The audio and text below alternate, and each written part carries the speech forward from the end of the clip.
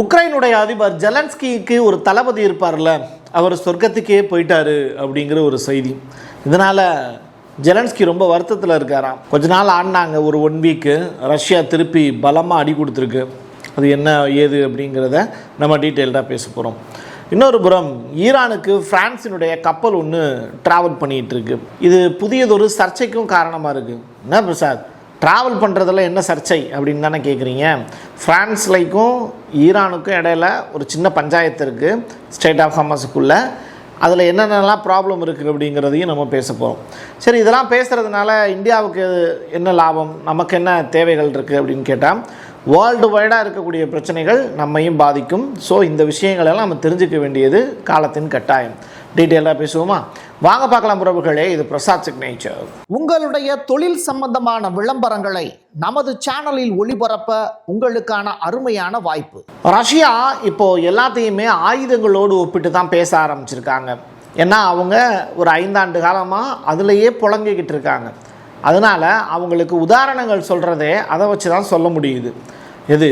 Russia. இப்போது Ayatollah கமினி அவர்களுடைய இறுதிச் சடங்கில் பார்ட்டிசிபேட் பண்ணதுக்கு பிறகு மெட்வெடேவ், ரஷ்யாவினுடைய முன்னாள் அதிபர் மெட்வெடேவ் இருக்கார்ல, அவர் ஒரு ஸ்டேட்மெண்ட் ஒன்று சொல்லியிருக்காரு. ஈரானுக்கு ஸ்டேட் ஆஃப் ஹார்மஸ் அப்படிங்கிற அந்த ஒரு பொக்கிஷம் இருக்குல்ல, அது அணு ஆயுதத்துக்கு கொஞ்சமும் குறைவே இல்லாதது.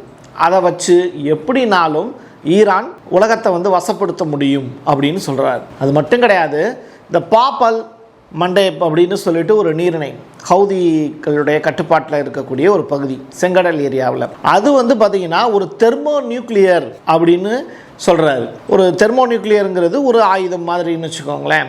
அதோட இந்த நீரிணையும் கம்பேர் பண்ணி பேசுகிறார். ஆக மொத்தத்தில் மெட்வெடேவனுடைய மனசில் முழுக்க ஆயுதங்கள் மட்டும்தான் கற்பனையில் இருக்குது.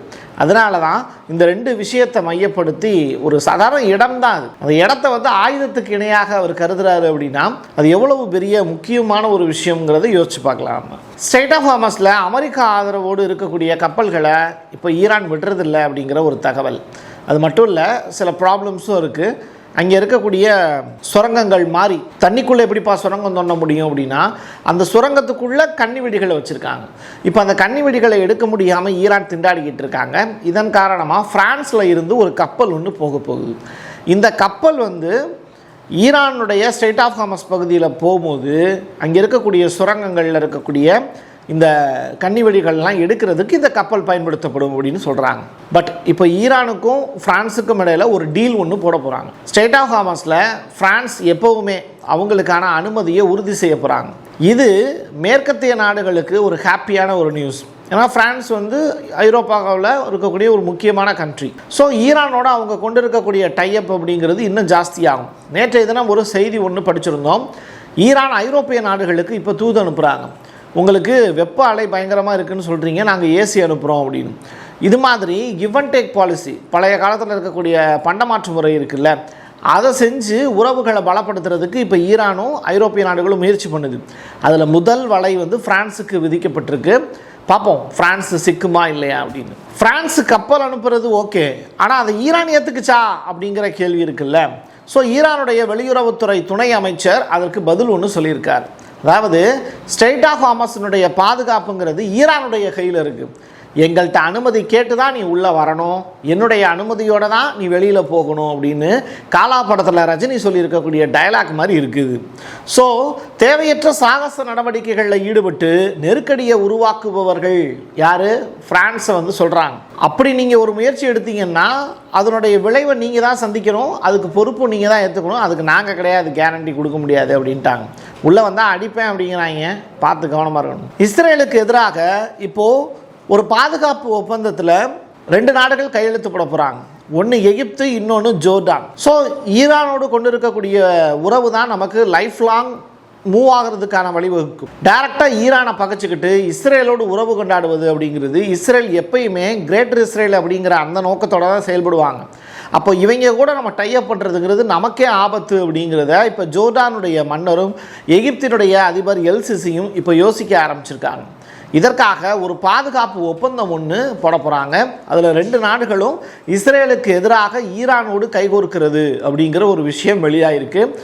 எகிப்தில் இப்போ தான் வந்து வேர்ல்டுலேயே வந்து ஒரு சூப்பர்வான வந்து ஒரு இராணுவ கட்டமைப்பு ஒன்று ரெடி பண்ணியிருக்காங்க. அதற்காகவே நவீன சிட்டிலாம் உருவாக்கியிருக்காங்க. அமெரிக்காவிட்டிருந்து கடன் வாங்கி தான் அதை உருவாக்கியிருக்காங்க. அப்படிப்பட்ட சிட்டிலாம் இப்போ ஓப்பன் பண்ண போகிறாங்க. புதியதொரு 4வது பெரிய இராணுவம் அப்படின்னு உலகளாவிய அளவில் சொல்லக்கூடிய அளவுக்கு எகிப்து முன்னேறி இருக்குது. ரைட்டா? இது எல்லாமே காசா கேட், ரஃபா கேட் இருக்குல்ல, அதை தாண்டின உடனே எகிப்தினுடைய சாகசங்கள் தொடங்கிடும். ஸோ அப்படிப்பட்ட ஒரு நாடு இப்போ ஜோர்டானோட கைகோர்த்து ஈரானுக்கு சாதகமாக சில நடவடிக்கைகளை செய்ய போகிறாங்கன்னா உண்மையிலே ஒரு பெரிய சம்பவம் இருக்குது. ரொம்ப நாளாக எல்லாரும் மறந்த ஒரு பெயர், உச்சரிக்க மறந்த ஒரு பெயர், ஈரான் வார்னால எப்ஸ்டீன் ஃபைல்ஸ் அப்படிங்கிற விவரம் அமெரிக்காவில் பேசு பொருளாக அந்த பேச்சே எடுக்கப்படல. இப்போ எப்படி நமக்கே வந்து எப்ஸ்டீனா யார் அவர் அப்படின்னு யோசிக்கிறாங்கல்ல. உலகத்தினுடைய செல்லமாக அழைக்கப்படக்கூடிய மாமா, அன்பு மாமா வந்து இப்போ என்ன பண்ணுறாரு, அவரை பற்றிய விஷயங்களை இப்போ மறுபடியும் பேச ஆரம்பிக்கிறாங்க. குடியரசுக் கட்சி நாடாளுமன்ற உறுப்பினர் தாமஸ் மாசி இது தொடர்பான புதியதொரு குற்றச்சாட்டுகளை ஆரம்பிச்சிருக்காரு. எங்கே? அமெரிக்காவிலிருந்து ஒரு புதிய புயல் மறுபடியும் கிளம்புது எப்ஸ்டீனை பற்றி. சரி, எப்ஸ்டீன் மற்றும் இஸ்ரேலுடைய முன்னாள் பிரதமர் இந்த எகித் பராக் அப்படிங்கிற நபர், இந்த 2 பேரும் பேசக்கூடிய ஒளி நாடா ஒன்று ரிலீஸ் ஆகுது. இதில் யார் யாரை பற்றி என்னென்னலாம் பேசுகிறாங்க, அமெரிக்காவினுடைய முன்னாள் அதிபர் கொலை செய்யப்பட்டதற்கு காரணமே எப்ஸ்டீன் ஃபைல்ஸில் அடங்கியிருக்கு அப்படிங்கிறது தொடர்பான விஷயங்கள், இதில் ட்ரம்பினுடைய பங்களிப்பு என்ன அப்படிங்கிறது தொடர்பான ஏகப்பட்ட விடயங்கள் இந்த ஒளிநாடாவுக்குள்ளே இருக்குது அப்படின்னு சொல்கிறாங்க. இப்போ மறுபடியும் இது வந்து அமெரிக்காவினுடைய உச்சநீதிமன்றத்துக்குள்ளே பேசு பொருளாக மாறி இருக்கு. வாலண்டியராக வந்து அமெரிக்காவினுடைய நீதிமன்றம் இதை கேஸாக முன்னெடுத்து அடுத்த கட்ட நடவடிக்கைகளில் ஈடுபட போகிறாங்க அப்படிங்கிற தகவல் இப்போ குடியரசுக் கட்சிக்கு கொஞ்சம் மகிழ்ச்சிகரமான செய்தி தான். ஏன்னா குடியரசுக் கட்சியில் இருக்கக்கூடிய நிறையா நபர்கள் வந்து பார்த்தீங்கன்னா ட்ரம்ப்பை எப்படியாவது வீழ்த்திட்டு அவங்க போஸ்டிங்கில் வந்து உட்காரணும் அப்படிங்கிற ஒரு ஆசை வேற அவங்களுக்கு இருக்குது. அதுதான் இங்கே இருக்கக்கூடிய அடிப்படை பிரச்சனை. அலெக்சாண்டர் சிட்ஸ்கி இந்த நபர் யாரையா புதுசாக இருக்கு பேர் அப்படின்னு கேட்டால் இவர் தான் உக்ரைனுடைய இராணுவ தளபதி. ஜெலன்ஸ்கிக்கு ரொம்ப நெருக்கமான நபர். கொஞ்ச காலமாக வந்து ரஷ்யா ஒரு பெரிய இந்த ரிஃபைனரி ஆயில் ஃபேக்ட்ரிஸ் இருக்குல்ல, அதிலெல்லாம் ரொம்ப பெரிய அளவிலான அட்டாக் நடத்தி காமிச்சு சாகச மலையெல்லாம் புழிஞ்சவர் இவர் தான். ஏன்னா இவருடைய கட்டளையின் கீழே தான் இராணுவம் செயல்படும். ஸோ அப்படிப்பட்ட வேலையை செஞ்சவர் மேலே ரஷ்யா வந்து ஒரு பெரிய பாம்பை தூக்கி டம்முன்னு போடுறாங்க. ஐயோ பாவம், செத்தே போயிட்டார். செத்து போனவர் சொர்க்கத்துக்கே போயிட்டார் அப்படின்னு சொல்லிட்டு நம்ம வேறு எழுதியிருக்கோம். சரி, ரைட். அவர் சொர்க்கத்துக்கு போனாரா நரகத்துக்கு போனாராங்கிறது இங்கே கான்செப்ட் இல்லை, செத்து போயிட்டார் அப்படி தான். இப்போது இதை அமெரிக்காவும் உறுதிப்படுத்துகிறாங்க. ரைட்டா? இன்னும் ஜெலன்ஸ்கியை உறுதிப்படுத்தலை. ஆனால் அதுக்கு முன்னாடி அமெரிக்கா அவன் செத்து போயிட்டான்டா அப்படின்ட்டாங்க. இந்த தாக்குதல் வந்து இரு நாடுகளுக்கும் இடையிலான பதற்றத்தை அதிகரிக்கிறது ஒரு பக்கம். ரஷ்யாவினுடைய ஒரு பவர் அப்படிங்கிறத இன்னமும் நான் ஸ்ட்ராங்கான ஒரு ஃபவுண்டேஷன் தான் போட்டு வச்சுருக்கேன் உக்ரைனில் அப்படிங்கிறத மறுபடியும் புட்டின் அவர்கள் நிரூபிச்சிருக்கார். அதான் நீங்கள் புரிஞ்சுக்கணும். கமினி அவர்களுடைய இறுதிச் சடங்கு நடக்குது இல்லை எங்கே ஈரானில், பல்வேறு நாட்டினுடைய தலைவர்களும் வந்து பார்ட்டிசிபேட் பண்ணிக்கிட்டு இருக்காங்க. அதில் ஏதாவது மக்கள் கோஷங்கள் அனுப்புவாங்கல்ல. ஏன்னா தன்னுடைய தலைவன் செத்து போயிட்டான். யாரால் கொலை செய்யப்பட்டார் அவர்? கமினி அவர்கள் இஸ்ரேலாலையும் அமெரிக்காவிலையும். அப்போது ஏதாவது ஒரு வேர்டிங்ஸோ ஏதாவது ஒரு கொந்தளிப்போ ஏதாவது ஒரு பதாகைகளோ நிச்சயம் அந்த இடத்துல இடம்பெறும். அதில் மாற்றுக்கருத்தே இல்லை. ஸோ அந்த இறுதிச் சடங்கில் ட்ரம்ப் இறந்து போகணும் அப்படின்னு சொல்லிட்டு ஒரு கலைஞர் ஒருவர், ஈரானிய கலைஞர் ஒருவர் முழக்கம் விடுறார் பயங்கரமாக, ட்ரம்ப் செத்துப்போடா அப்படின்னு. ஸோ கவிஞர் முகமது ரசூலி சொல்லியிருக்கக்கூடிய வார்த்தை என்ன அப்படிங்கிறதுனா, இது வந்து பார்த்திங்கன்னா ராய்டர்ஸ் அப்படிங்கிற செய்தி நிறுவனம் வெளியிட்டு இருக்கக்கூடிய செய்தியை தான் இப்போ நான் உங்களுக்கு சொல்லிக்கிட்டு இருக்கேன். அமெரிக்கா ஒழிக இஸ்ரேல் ஒழிக அப்படிங்கிற முழக்கத்தை, தேவையற்ற முழக்கத்தை இப்போ அவர் எழுப்பிக்கிட்டு இருக்கார். இது தேவையா தேவையில்லையா அப்படிங்கிறத முடிவு செய்கிறது யாருன்னு கேட்டிங்கன்னா ஈரான் தான். ரைட்டா? ஏன்னா ஈரான் அமெரிக்காவால் பாதிக்கப்பட்டிருக்கிறது யாருன்னு கேட்டால் ஈரான், இஸ்ரேலால் பாதிக்கப்பட்டிருக்கிறது யாருன்னு கேட்டால் ஈரான். அப்போ ஈரான் சைட்லேருந்து ஒரு கவிஞர் சொல்லக்கூடிய விஷயத்தை மக்களுக்கு செய்தியாக சொல்ல வேண்டிய தேவையும் இருக்குது. ஐரோப்பாவுக்கும் ரஷ்யாவுக்கும் 7வது பொருத்தமாகவே தான் இருக்குது. அந்த வகையில் இப்போதைக்கு அவங்க ட்ரேடிங்கு ஆயில் சப்ளை மட்டும்தான் போயிட்டுருக்கு. என்னவோ தெரிலங்க, இன்னும் ஒரு இந்த 5 வருஷத்தில் ஐரோப்பா காண்டினென்ட்டுக்கும் ரஷ்யாவுக்கும் இடையில் இருக்கக்கூடிய பிரச்சனைங்கிறது ரொம்ப பெருசாக போயிட்டுருக்கு. இதில் ஒரு பகுதியாக ஆர்டி நியூஸ் அப்படிங்கிறது ரஷ்யாவினுடைய செய்தி தொலைக்காட்சி, அவங்க வெப்சைட்டை வச்சுருக்காங்க. ஆர்டி இந்தியான்னு சொல்லிட்டு தனியாக ஒரு சேனல் ஒன்று இந்தியா பக்கம் இருக்குது. இப்போ என்னென்னா ரஷ்யா டுடே அப்படின்னு சொல்லிட்டு ஒரு செய்தி சேனல் இருக்குது.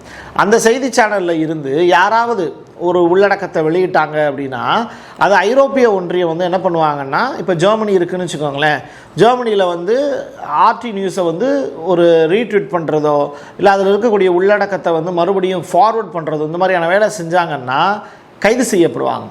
இப்போ ஜெர்மனி எடுத்துக்கிட்டீங்க அப்படின்னா ஒரு 3 ஜெர்மானியர்களை குற்றவியல் நடவடிக்கையில் கைது செஞ்சுருக்காங்க. தொடர்ச்சியாக ஒரு போர் ரிலேட்டடான விஷயங்களை வந்து ரஷ்யாவுக்கு எதிராக அவங்க வெற்றி பெற முடியல. ஐரோப்பா ஏன் பிரான்ஸ் வந்தாங்க, ஜெர்மனி வந்தாங்க, இத்தாலி வந்தாங்க, எல்லா நாடுகளும் சேர்ந்து தான் வந்து ரஷ்யாவுக்கு எதிராக நாட்டோ அப்படிங்கிற கூட்டமைப்பை ஏற்படுத்தி பெரிய அளவில் போர் புரியறதுக்கு உக்ரைனுக்கு காசுலாம் கொடுத்தாங்க, ஆயுதம் கொடுத்தாங்க. இன்ன வரைக்கும் ரஷ்யாவை ஒன்றுமே பண்ண முடியல. பட் அவங்களுடைய எண்ணப்பாடு என்னன்னா 2030ஆவது ஆண்டுக்குள்ள ரஷ்யாவோட ஒரு போருக்கு தயாராகி வருவதாக பகிரங்கமாக வந்து அவங்க அறிவிச்சே இந்த வேலையை செஞ்சுக்கிட்டு இருக்காங்க. ஆனால் அப்படி ஒரு வல்லமை உடைய நாடு ஐரோப்பாவில் ஏதாவது ஒரு கண்ட்ரி இருக்கான்னு கேட்டால் பிரான்ஸ் மட்டும்தான் இருக்குது. ஆனால் பிரான்ஸ்லையும் அடுத்து எலெக்ஷன் வந்துச்சு அப்படின்னா ரஷ்யாவுக்கு ஆதரவான நபர் தேர்ந்தெடுக்கப்பட்டார் அப்படின்னா அவங்களும் ரஷ்யா பக்கம் சாஞ்சிருவாங்க. ஸோ ட்ரேடிங்கில் இருந்து மற்ற எல்லா விஷயங்களுமே கட்டாயிட்டு இருக்கக்கூடிய சுச்சுவேஷனில் இந்த மாதிரியான நடவடிக்கைகள் அப்படிங்கிறது 2 நாடுகளுக்கு இடையில் இருக்கக்கூடிய உறவு அப்படிங்கிறது பால்பட்டு விடும். சரி, ஈரானுக்கும் அமெரிக்காவுக்கு இடையில பேச்சுவார்த்தைலாம் இருந்துச்சு, 3 கட்ட பேச்சுவார்த்தை நடந்துச்சு. அது என்ன அவ்வளோதானா, முடிஞ்சா? டெம்பரவரி பேச்சுவார்த்தை, ஒரு 60 நாட்கள் போர் நிறுத்தம் சொல்லியிருந்தாங்க. அதெல்லாம் வந்து சும்மா டெம்பரவரி தான் சொல்லியிருந்தாங்க. நிரந்தரமாக சைன் போட்டு ஒரு போரை முடிவு கொண்டு வாங்கயா அப்படின்னு சொல்லிட்டு எதிர்பார்த்தா அடுத்த கட்ட பேச்சுவார்த்தை என்னன்னு தேடி பார்த்தோம். அந்த வகையில் ஜூலை மாதம் 11ஆம் தேதி, இப்போ ஜூலை மாதம் 9ஆம் தேதி வந்து கமினி அவர்களுடைய இறுதிச் சடங்குலாம் நல்லபடியாக முடிச்சதுக்கப்புறம் ஒரு நாள் எல்லாரும் ரெஸ்ட் எடுங்கப்பா, 11ஆம் தேதி வந்து சேர்ந்துருங்க, இங்கே பாகிஸ்தானில் வச்சு பஞ்சாயத்தை முடிச்சுக்கலாம் அப்படின்னு பாகிஸ்தானுடைய சைடில் இருந்து இப்போ ஈரானுக்கும் அமெரிக்காவுக்கும் தூது அனுப்பிச்சிருக்காங்களாம். இதுக்கு 2 நாடுகளும் என்ன பதில் சொல்ல போகிறாங்கங்கிறத பொறுத்திருந்து பார்க்கலாம். அதாவது இந்த ஸ்ட்ரெய்ட் ஆஃப் ஹார்மஸில் கட்டணம் கட்டி தான் உள்ளே வரணும் அப்படிங்கிறத இப்போ ஈரான் வந்து முடிவு பண்ணி எல்லா நாடுகளுக்கும் அப்ளிகபிள் பண்ணிட்டாங்க. சீனாவுக்கோ பிற நட்பு நாடுகளுக்கோ நாங்கள் கட்டணம் வசூலிக்கிறது இல்லை. இப்போ எனக்கு தெரிஞ்சு இந்தியாவுக்கும் கட்டணம் வசூலிக்கிறது இல்லை அப்படின்னு தான் சொல்கிறாங்க. பட் சீனாவுக்கு கன்ஃபார்மாக வந்து $2 மில்லியன் அப்படிங்கிற காசுலாம் வாங்குறது இல்லைங்கிறாங்க. ஸோ கட்டண சலுகைகள்ங்கிறது நட்பு நாடுகளுக்கு இருக்குது. நீ எதிரியாக இருந்தாலும் கூட உன்னுடைய கப்பலை விடுறேன், காசு கொடுத்துட்டு உள்ளே போயிட்டு வெளில வா அப்படிங்கிறாங்க ஈரான். ஆக மொத்தத்தில் மெட்வடேவ் சொல்கிற மாதிரி இந்த ஸ்ட்ரெய்ட் ஆஃப் ஹார்மஸ் அப்படிங்கிறது தங்க முட்டையிடக்கூடிய வாத்து தான் எது ஈரானுக்கு. அது சரியாக ஈரான் கையாண்டுச்சு அப்படின்னா உலகத்தில் ஒரு பெரிய வல்லரசாக ஈரான் மாறுவதற்கான வாய்ப்பு இருக்குது. என் கையெழுத்து என் மக்களுக்கான உறவுகளை மீண்டும் ஒரு பதிவில் சந்திக்கலாம். நன்றி, வணக்கம். உங்களுடைய தொழில் சம்பந்தமான விளம்பரங்களை நமது சேனலில் ஒளிபரப்ப உங்களுக்கான அருமையான வாய்ப்பு.